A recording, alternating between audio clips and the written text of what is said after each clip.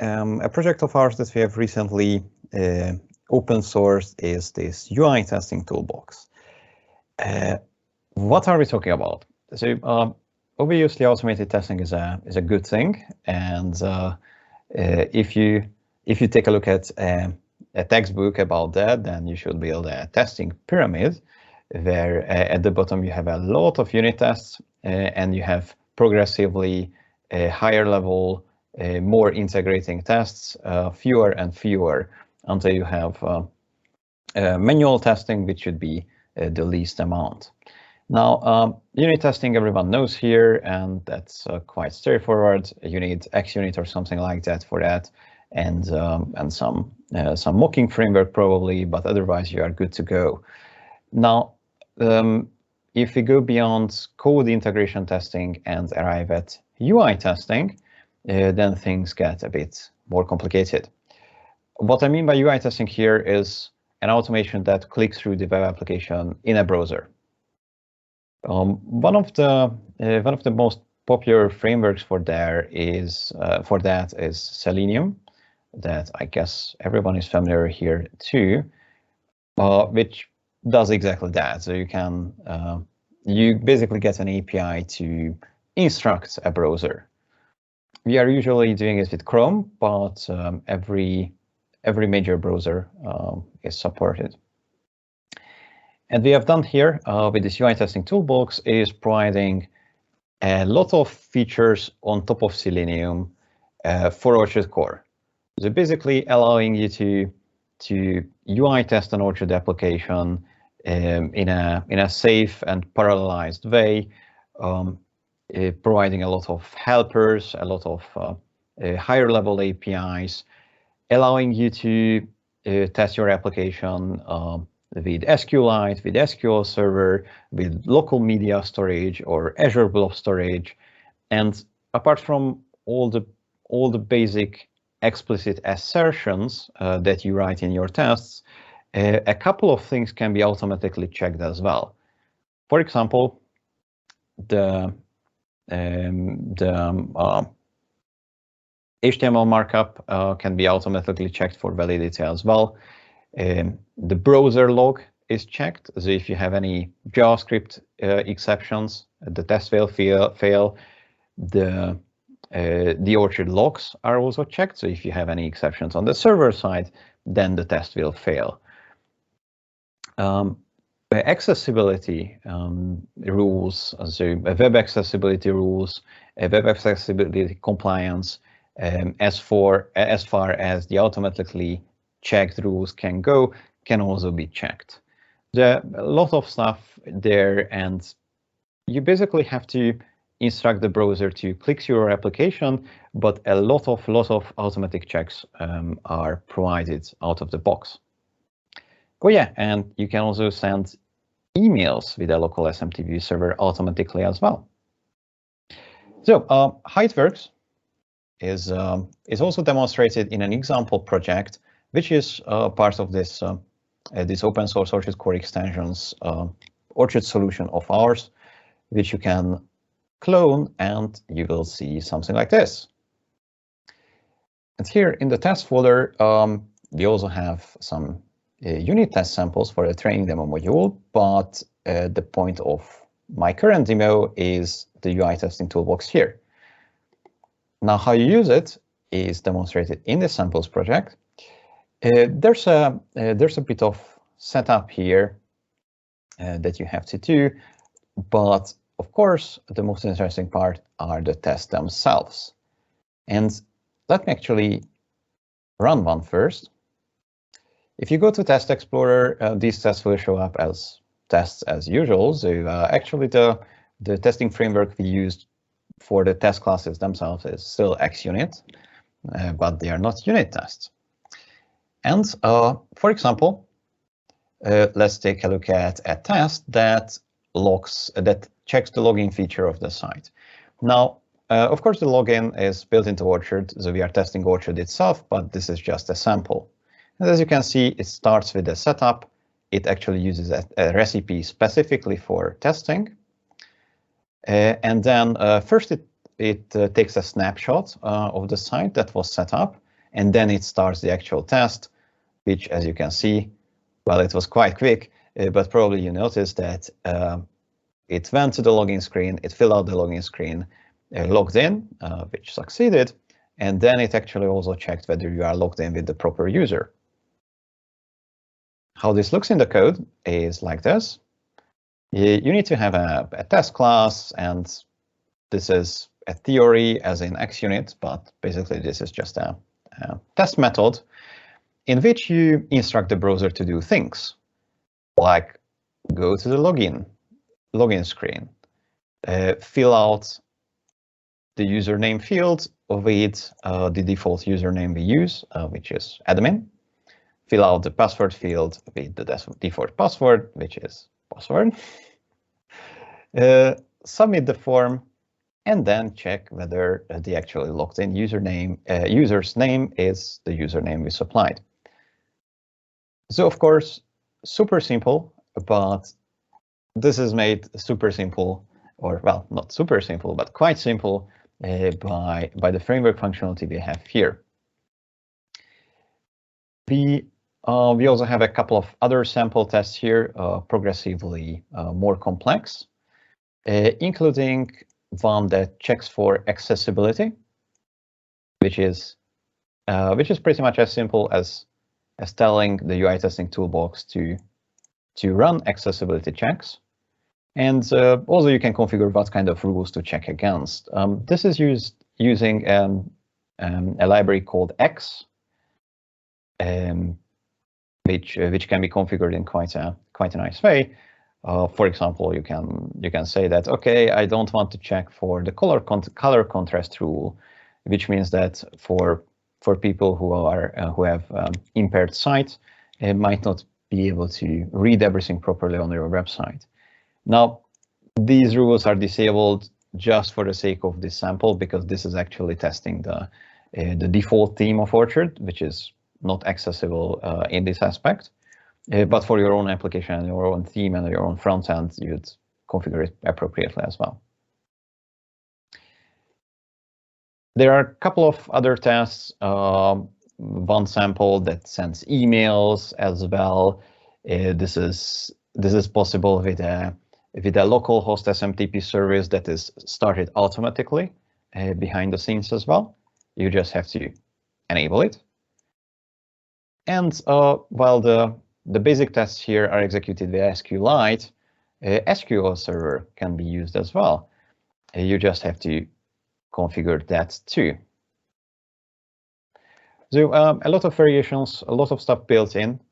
You can quite quickly build a lot of smoke tests, since UI tests are good to pinpoint any issues that users may face.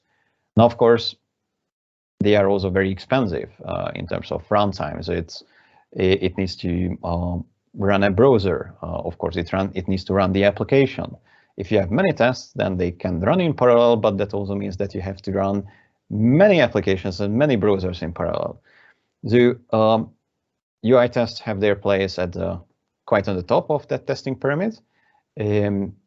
You shouldn't test everything with UI tests. You need to have sufficient amount of lower level tests as well, of course.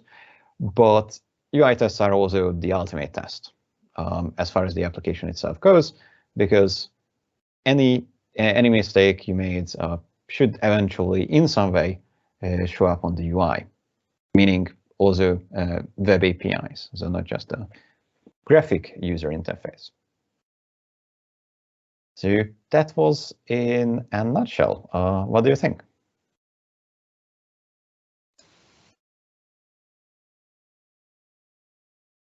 So what's the difference with what we implemented in Orchard? Yeah, the Cypress tests.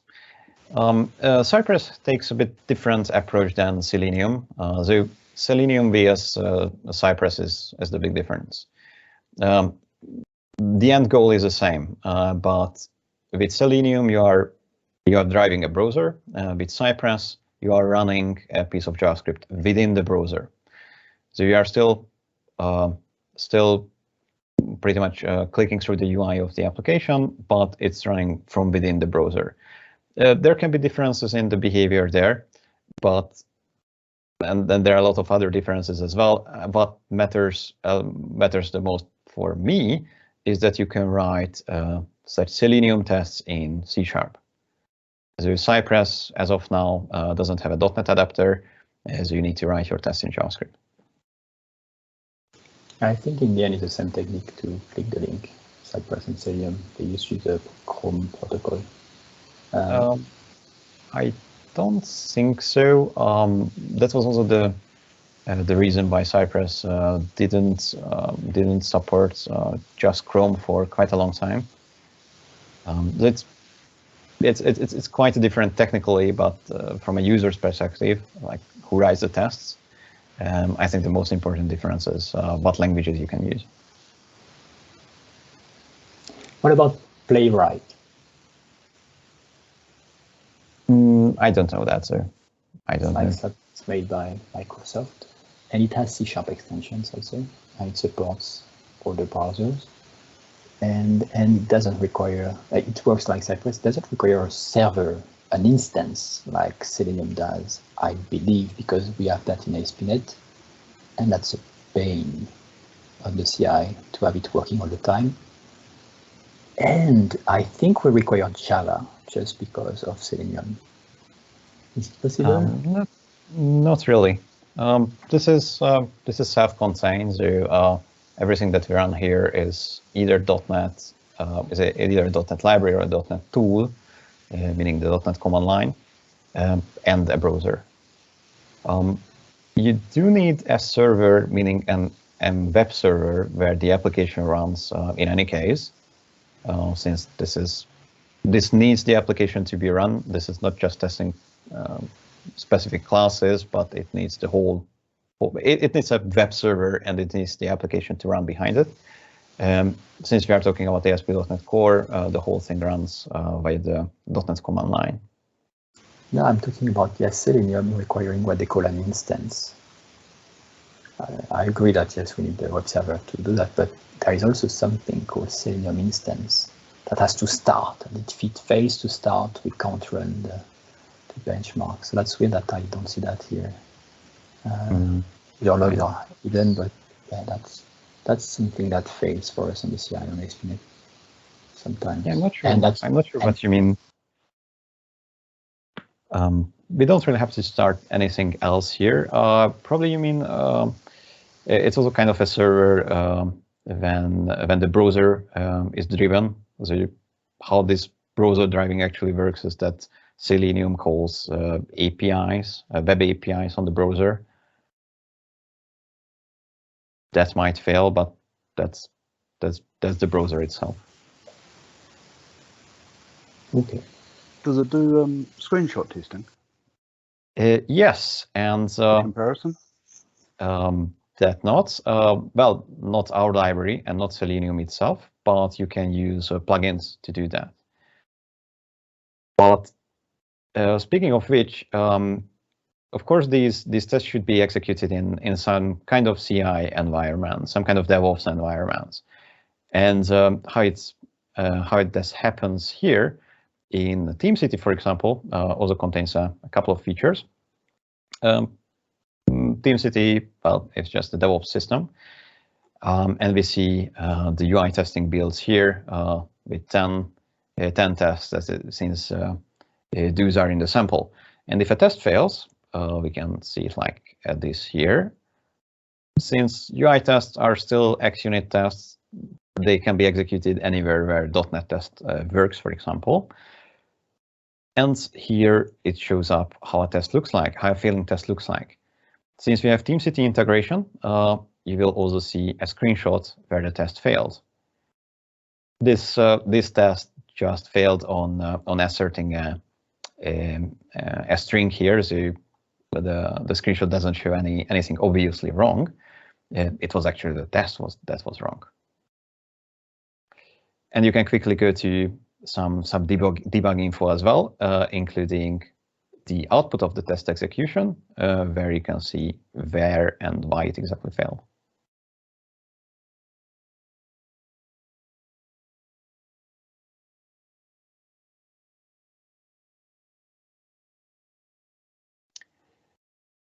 And here's where we actually start Orchard.